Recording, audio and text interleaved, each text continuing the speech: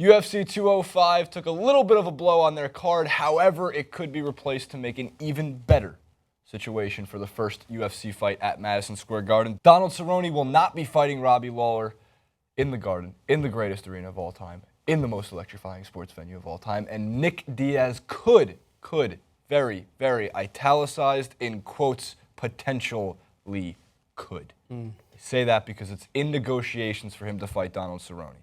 It's in negotiations, which everyone should know at this point when it comes to a Diaz fight, means negotiations mean very little because they want their money, and Dana White is always very reluctant to give the Diaz brothers their money, unfortunately, even though at this point they probably deserve it. Francis, I'm going to throw you an interview of Donald Cerrone from MMA Fighting. This was after UFC 203, and he was just discussing how Robbie Lawler approached him to tell him. I thought this was kind of cool, I guess is the word I'll go with on Monday. Take a look. Are we starting? We're starting now?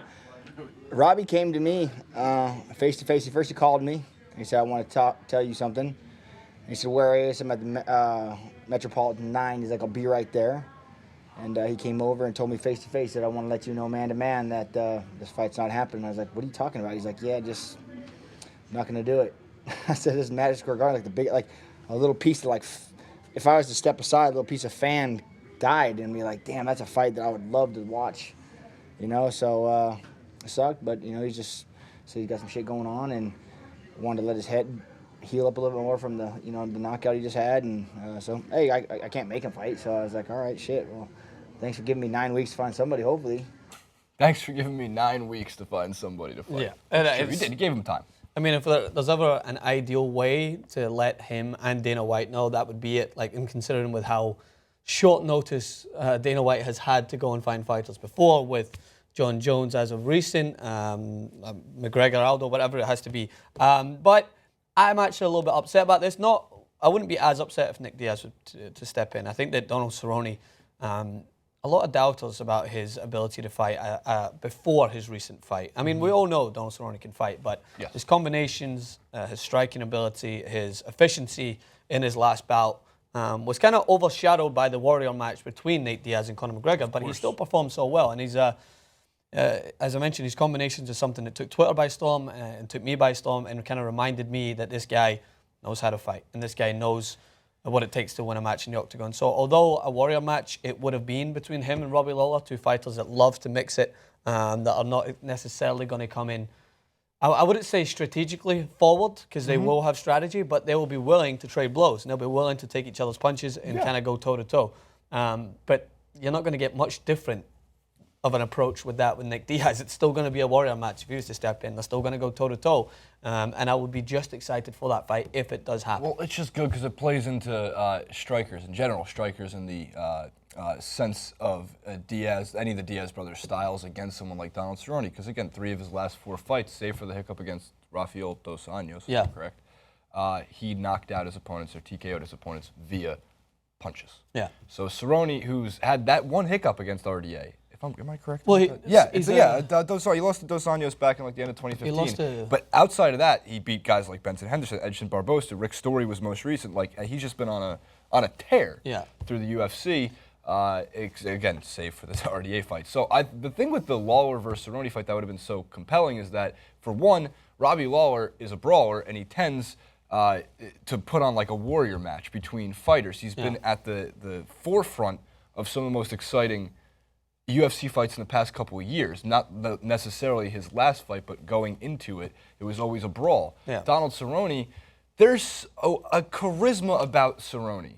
He embraces the role of being Cowboy, which plays into his nickname. He embraces that to a point in his own self-promotion that helps. Those who follow Cerrone will never not follow Cerrone. He has a core audience. It's not the largest audience in MMA. It's not even close to that of other headlining fighters. However, I can't believe I'm making this reference. Francis, you're going to laugh at this because it's the most ridiculous reference in the history of MMA fighting. Freddie Couples, the golfer, to this day, has a crowd of people who follow him from hole to hole. Freddie Couples is 70. He's been around the game for a long time. He hops back and forth between the retirement tour, basically, the senior tour and the PGA tour. But I swear, ask anybody who's ever seen golf in their life, Freddie Couples has like his power group of 25 people that just follow him around. That is what Donald Cerrone reminds me of. He has his power group of people that will cheer on Donald Cerrone. Obviously, we have somewhat of a case study to look back on to see what this fight would look like. Donald Cerrone lost to Nate Diaz back in 2013, and he didn't just lose. He got battered. According to many people's reports, he got battered from pillar to post. 3 years ago, but it was one of the most emphatic losses in Cerrone's career because, as we mentioned before, he's been on a tear as of recent. He's been doubted before. That was one of the fights where people were thinking, what is this going to mean for Donald Cerrone now? He comes in with such hype, such excitement, and Nate Diaz not just battered him physically, but mentally. He was taunting him round to round. He was sticking it in his face. It was a grueling fight. I remember watching it, one of the fights that made me fall in love even more so with the sport. So he knows what a Diaz brother is going to bring. I'm not saying Nate Diaz and Nick Diaz are the same. They do like to get in their opponent's faces, and they do like to win over that mental battle as well, with the flipping off in front before they land a Stockton slap. So he will be aware.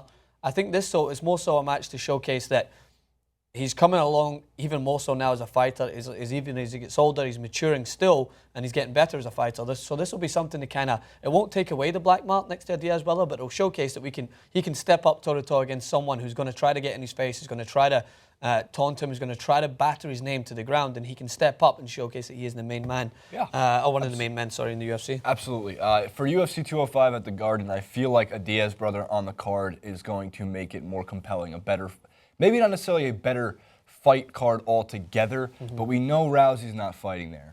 McGregor's not going to be there. Aldo's not going to be there. I think Demetrius Johnson might be trying to be put on that card too. However, when that card gets announced, it's going to be big because they want to bring a great fight product back to Madison Square Garden. It opens the door for a lot more headlining type of major fights outside of just Vegas.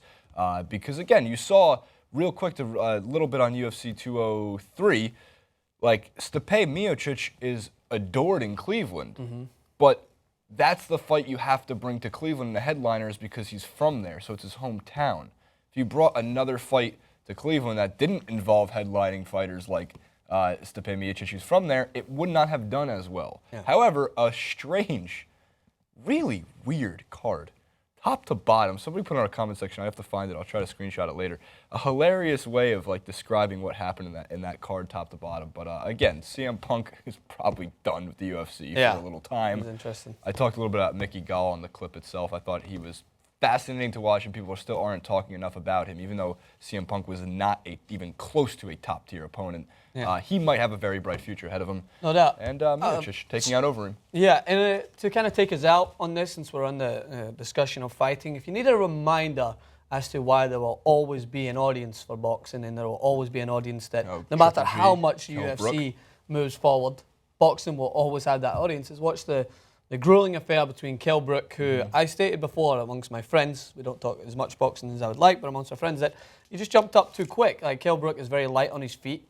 He's a dominant fighter in the UK and is able to take out his opponents with his speed. And I think that when he comes up against the power of Gennady Golovkin, he even quoted after it saying that he kind of underestimated his punching power a little bit in the first round and thought that he didn't land as many big punches, and then he broke his eye socket. GGG broke his eye socket in the second round, fractured it, and that kind of just set the tone of what that fight was going to go on to be. And it was a little tough to watch at times, but that's what boxing is. It has you biting your nails, it has you on the edge of your seat, and of course, Kell Brook's corner had to throw in the towel to kind of prevent any further damage. So GGG goes on to another victory and proves that this guy is a force to be reckoned with. I agree. I talked a tiny bit about that one as well. It was the right move to throw in the towel. Comment below on UFC 205, 203, and Triple G versus Kell Brook. A lot of fight game, a lot of fight news coming out of the world of fighting over this weekend. At Francis_Maxwell and at JasonRubin91 on Twitter, and everything else in the description box below. Follow the links, and we'll see you over